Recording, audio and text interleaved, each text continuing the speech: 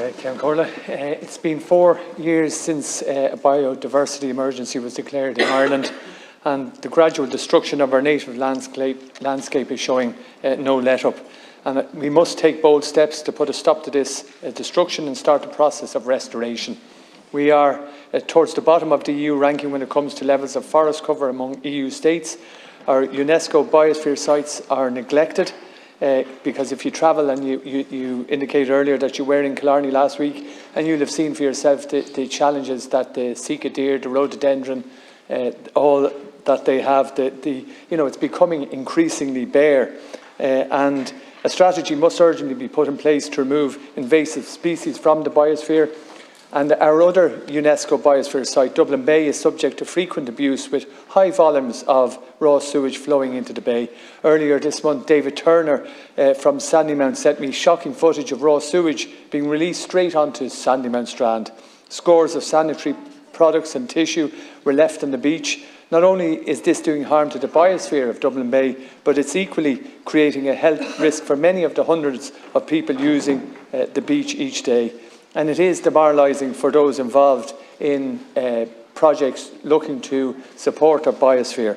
And Dublin City Council does have many of those projects, and they're really active and engaged participants in developing and protecting the biosphere. The complete lack of communication from Irish Waters to the community is disgraceful. If an individual dumps sewage or waste like this, he'd rightfully face charges. But Irish Water seem to operate with a sense of entitlement that they are not accountable to anyone.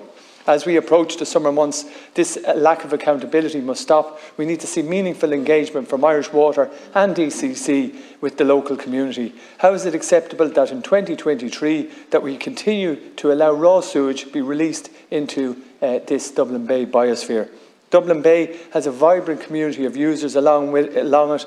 Sea swimming is immensely popular. We have the Half Moon swimming clubs. In Ringsend, there are two brilliant rowing clubs, Stella Rowing Club and St. Pat's, who are the heart of the community. Members frequently contact me over raw sewage in the bay and its effect on their training. We've seen it in the past where Ringsend wastewater treatment has failed to inform the public of large discharges of sewage. For the sake of Dublin Bay, as a biosphere and the local community, we need to see accountability. We need to see a short-term and medium-term engineering solution to ensure that parts of Dublin's Bay doesn't turn into no-go areas. And I suppose it's important too also that we address the Irish waterways and their conditions. And we don't have to look too far from here, the Liffey, the Tolka and the Grand Canal. And the conditions of those, the rubbish that's flowing down along those rivers and canals, it's hard to quantify the amount of waste that flows down these waterways. But thanks to Ringsend's Jimmy Murray, we do have some insight, because Jimmy Murray set up the project, the Liffey Sweeper. I'm not sure if you've heard of it, Minister, but it's to try and stop the waste that has been flowing down the Liffey before it reaches into the bay. And from just 11 sampling trips undertaken by the Liffey Sweeper along the Liffey, a total of 4,114 kg of debris was extracted.